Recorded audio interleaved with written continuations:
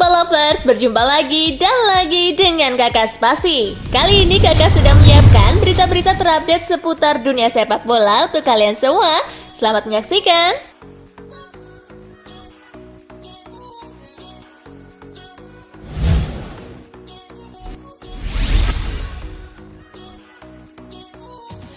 Betis versus Barcelona, menang adu penalti, El Barça melaju ke final.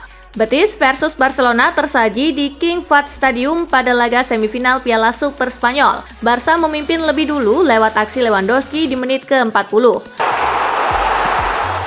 Memasuki menit ke-77, Betis menyamakan kedudukan lewat aksi Nabil Fekir.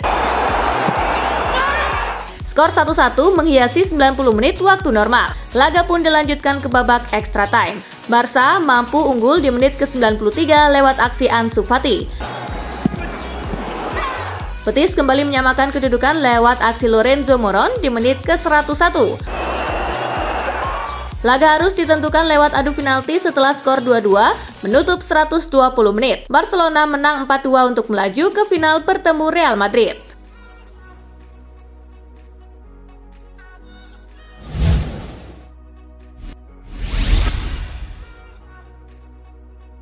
Hasil Coppa Italia, Roma kalahkan Genoa dan lolos ke perempat final. AS Roma menjamu Genoa di Olimpico pada laga babak 16 besar Coppa Italia. Skor 0-0 menghiasi babak pertama. Memasuki menit ke-64, Roma berhasil unggul lewat aksi Paulo Dybala. Tak ada lagi gol yang tercipta sampai pertandingan usai. Lolos ke perempat final, Roma akan menghadapi pemenang duel Napoli versus Cremonense.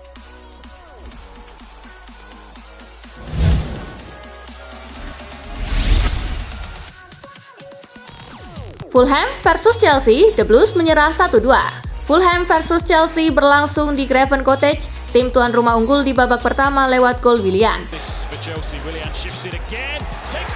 Chelsea menyamakan kedudukan pada awal babak kedua melalui Kalidou Koulibaly.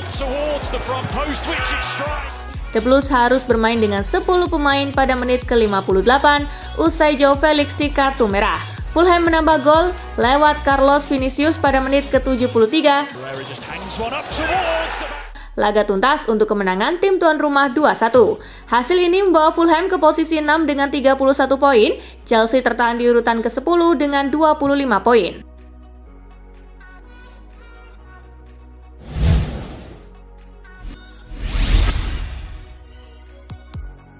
Debut ambyar Joao Felix, kartu merah, Chelsea kalah. Felix melakoni debutnya kala Chelsea bertandang ke Craven Cottage. Penampilannya sebenarnya cukup menyajikan. Felix menunjukkan sentuhan-sentuhan apiknya, tetapi situasi itu buyar seketika saat pada menit ke-58 ia melanggar Kenny Tete dengan tackle tinggi. Wasit David Cote tanpa ragu mengacungkan kartu merah untuk pemain 23 tahun tersebut. Alih-alih menandai debutnya dengan catatan manis, Felix malah kini terukir dalam sejarah sebagai pemain Chelsea pertama yang di kartu merah pada debutnya di Premier League.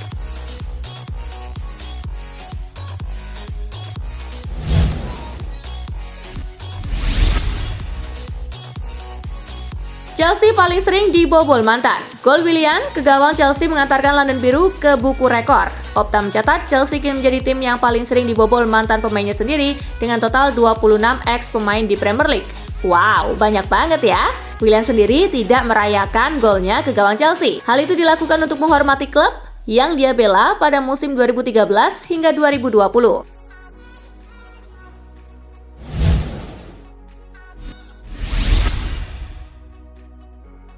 Weghorst hanya akan jadi opsi jangka pendek. Manchester United akhirnya menjatuhkan pilihan mereka pada sosok striker asal Belanda, Wout Weghorst. Pemain Besiktas tersebut akan memperkuat Red Devils sebagai pemain pinjaman setelah ditebus dengan mahar 3 juta euro. Weghorst adalah pilihan jangka pendek bagi Erik ten Hag. Hal ini mengingat usia Weghorst yang sudah menginjak kepala 3 dinilai tidak akan bertahan lama. Weghorst juga hanya akan menjalankan peran sebagai pemecah kebuntuan sebagai pemain pengganti andai MU kesulitan jelang laga usai.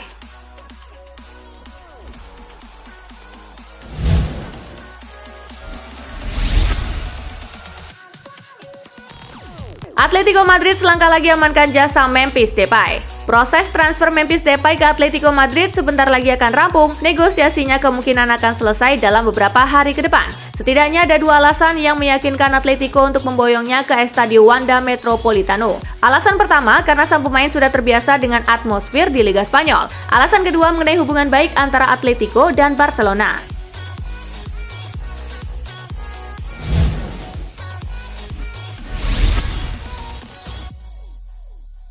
Ada yang hilang dari Manchester City jelang derby. Ilkay Gundogan berharap kekalahan dari Southampton menjadi alarm yang tepat buat timnya. Ia pribadi merasakan ada yang hilang dari performa Manchester City saat melawan Sutton. Ini jadi sinyal berharga jelang derby kontra Manchester United. Kami memenangi banyak laga, tetapi saya merasa ada sesuatu yang hilang. Ada yang nggak beres. Pada saat ini ada resep spesial yang hilang. Dari performa hasrat dan rasa laparnya nggak seperti di tahun-tahun sebelumnya, katanya dikutip Metro.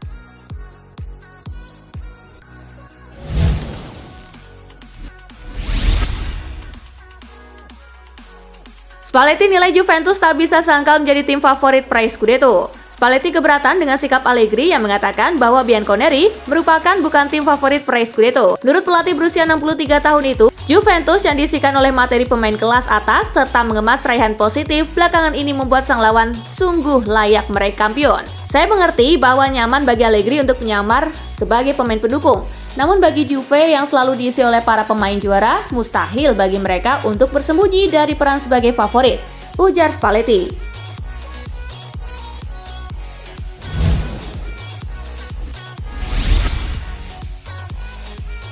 Noli Graet mundur sebagai presiden sepak bola Prancis. Heboh drama di timnas Prancis usai Piala Dunia 2022, Noli Graet resmi mundur sebagai presiden Federasi Sepak Bola Prancis. Keputusan ini diambil setelah melakukan pertemuan darurat di Paris, Prancis. Noli Graet dalam kesepakatan dengan Komite Eksekutif FFF yang berkumpul hari ini di Paris telah memilih untuk mundur dari jabatannya sebagai presiden hingga selesainya audit yang dilakukan oleh Kementerian Olahraga, kata FFF dalam sebuah pernyataan yang dikutip AFP Kamis 12 Januari 2023.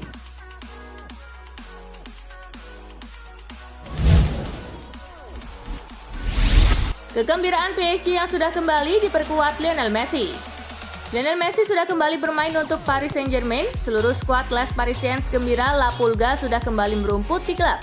Gelandang PSG Fabian Ruiz yang mengungkap bahwa klub milik Nasser Al-Khelaifi itu amat menikmati kehadiran Messi di dalam tim. Messi disebut bisa memberikan banyak kontribusi. Ruiz juga kembali memberi ucapan selamat usai Messi sukses mengantarkan Argentina menjadi juara Piala Dunia 2022.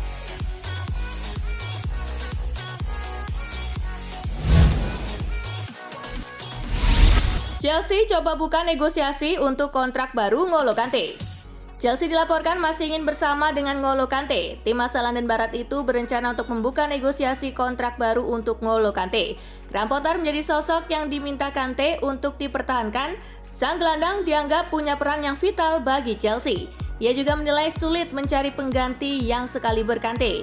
Potter yakin Kante masih bisa berkontribusi untuk timnya. Jadi ia memutuskan untuk mempertahankan sang gelandang.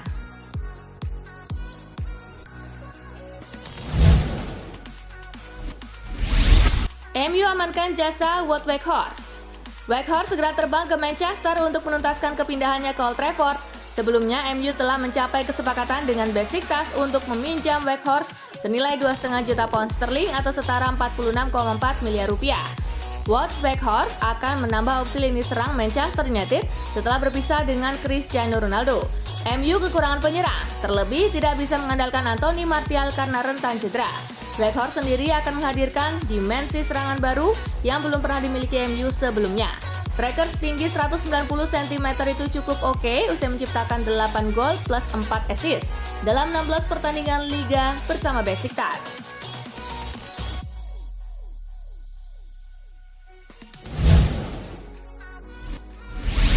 Banjir tawaran, ini rencana MU untuk Facundo Pellistri.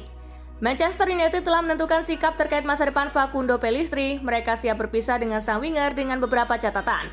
MU mau melepas Pellistri adalah ia hanya boleh pergi dengan status pemain pinjaman. Setan Merah tidak mau menjualnya atau meminjamkannya dengan opsi pembelian permanen. Karena mereka menilai Pellistri masih punya masa depan di Old Trafford. Selain itu, klub peminjam Pellistri harus memberikan jaminan jam bermain untuk pemain 23 tahun tersebut. MU sudah menerima tawaran dari beberapa klub dari Eropa dan Amerika Selatan, namun MU akan memprioritaskan meminjamkan Pellistri ke klub Inggris. Alasannya sederhana, karena MU ingin Pellistri beradaptasi dengan sepak bola Inggris, karena 2 musim terakhir ia dipinjamkan ke Deportivo Alaves.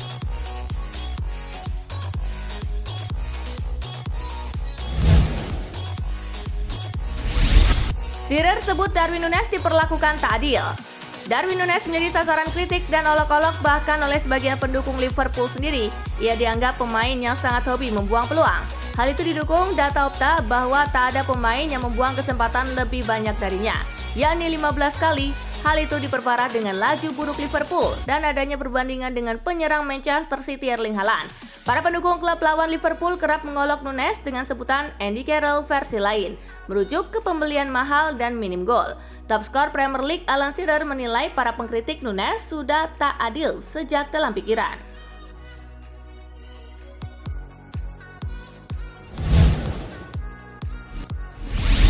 MU versus Manchester City, Setan Merah diprediksi menang 2-1.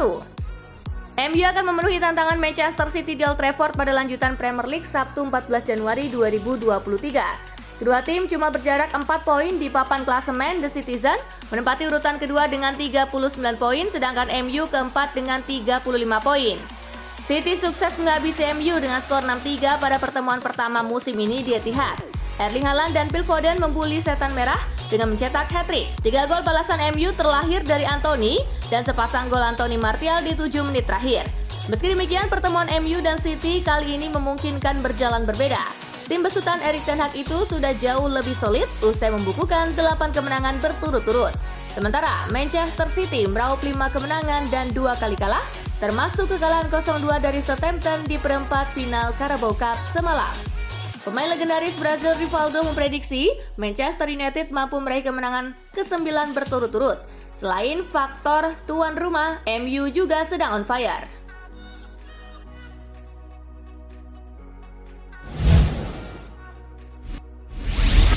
Rekor wah Guardiola lawan Setan Merah. Guardiola sudah berhadapan dengan MU sebanyak 21 kali. 2 laga dijalani Guardiola melawan MU saat menangani Barcelona, 2 saat menangani Bayern Munich. Sisanya saat melawan Manchester City. Hasilnya Guardiola menang sebanyak 12 kali, kalah sebanyak 6 kali, dan 3 lainnya selesai imbang. Ada 38 gol yang berhasil disarangkan tim asuhan Guardiola ke gawang MU. Sementara gawang tim asuhannya kemasukan 22 kali. Dalam 3 pertandingan terakhir, Guardiola selalu memetik kemenangan. 2 kemenangan didapat di Etihad Stadium, 1 lainnya didapat di Old Trafford dalam laga Liga Inggris pada musim lalu. Dengan rekor yang mentereng tersebut, apakah Pep mampu kembali memetik hasil manis kala bertandang ke Old Trafford akhir pekan nanti?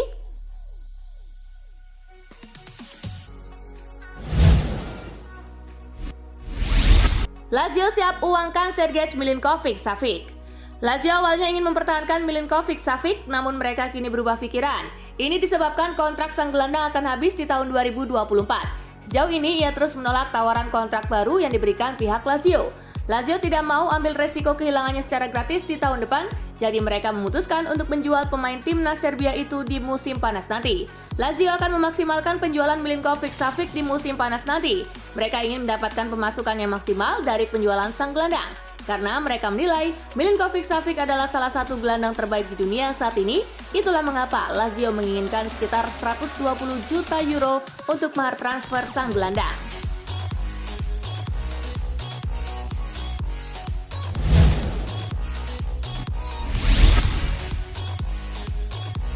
Nah itulah tadi guys, kumpulan berita menarik dan terupdate dari Kakak Spasi. Simak terus ya berita-berita terupdate lainnya dari Kakak Spasi yang pastinya akan Kakak update di Spasi Football News.